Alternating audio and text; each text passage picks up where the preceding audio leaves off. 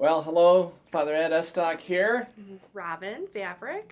We're coming to you as the good and faithful Eucharistic ministers of our parish. I know they call it Extraordinary Ministers of Holy Communion. And the most message we want to say to you is thank you for all of your generous service to St. Albert the Great Parish and to our parishioners in this most important ministry in the liturgy. You are the face of Christ in a particular way in this communion rite, and so proud of and grateful for how serious you take it and how loyal and faithful you are to serving. We want to talk to you about some renewal of that Eucharistic ministry. And the first of those is a change in the scheduling of our Eucharistic ministers. More than a few of our ministers have a particular problem and a challenge in being ministers of the cup. These are either health or personal reasons that they cannot and do not want to be ministers of the precious blood. And so, Robin is going to explain to you in the coming months how you are going to be able to be changed in your scheduling for Eucharistic ministry. So we will be sending out an email asking for your preferences. So as soon as you get that, we're going to ask that you reply so we can get that schedule started.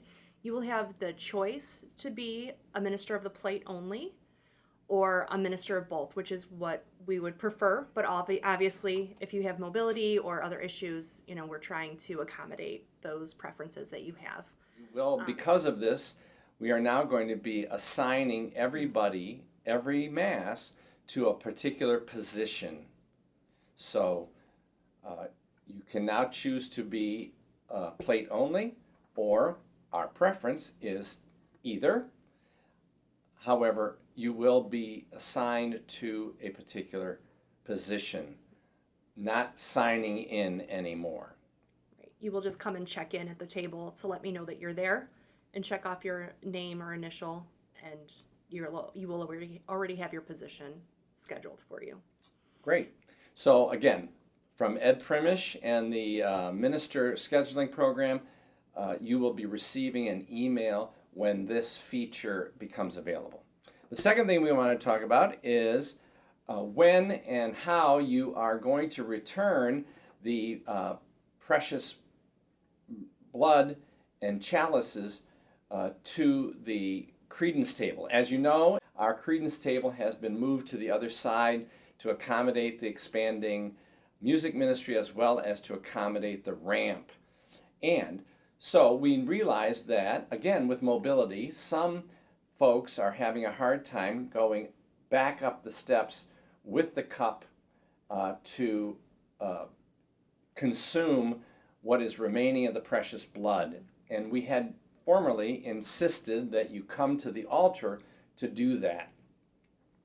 What we are proposing here is that ministers of the cup now will just return to the credence table, and there they will find someone to consume the remainder of the precious blood in their chalice, and or to give it back to them that they might consume it. And then we're asking you to simply place it on the table, and you can see in the photograph where on the credence table we want you to place these chalices so that the altar servers can use the space for the plates when they are returned.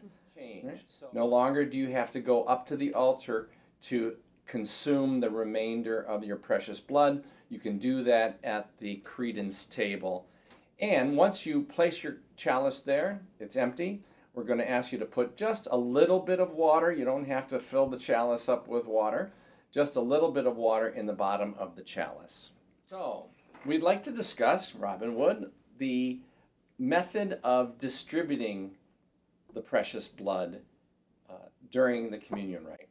Right, so I'm going to ask that you take your purificator and open it completely. And then after you distribute to someone, you're going to take it and swipe the lip. And then make sure you turn the cup a quarter of a turn. And then I know when I distribute, I will kind of move on the purificator where I will swipe after each person, just so it's clean with everybody that consumes from the cup. It is, one, the way that we were all instructed to distribute, and two, it really is for the comfort of our parishioners, but these are public indications that we give to people that we care. So we're asking you to cooperate with that. Now with the credence tables moved to the other side, I understand that those of you that are plate ministers are bringing your plates back to the altar, which is necessary for us to collect up the leftover Eucharist. And you are in the habit or the custom of purifying your fingers in the little water bowl, finger bowl that was previously on the credence table. We are here to say that you no longer have to go back down to the credence table to find that. There is a finger bowl with water in it and a purificator on the pedestal where the tabernacle sits. So for those of you especially who maybe have mobility issues and don't want to go back down to the credence table, you can simply step over to the tabernacle pedestal, and you will see there is a finger bowl purifying dish there and a purificator, so that you can do it staying right up on top of the platform, and then you can go to your seat. Lastly, we have been noticing that the left-hand side or the east side of the church, the Mary Chapel side of the church, is taking much, much longer for people to receive Holy Communion than the rest of the church. And so we are proposing a change in the routes or the pathways for communion. This will begin in the month of July, and so it involves the Eucharistic ministers in the following way. The priest minister is now going to move from, as you can see on the screen, from his typical spot in number 2, and he is going to move to spot number 3, which is closer to the pulpit or closer to the ambo. In addition to that, plate number 5, who is going now to the handicap or comfort seating in 2 locations, is now, instead of going to Mary Chapel when you are finished, you are going to come back up toward the pulpit and join the priest, as the photograph is showing you on the screen, and assist the priest in ministering to that line of communion recipients.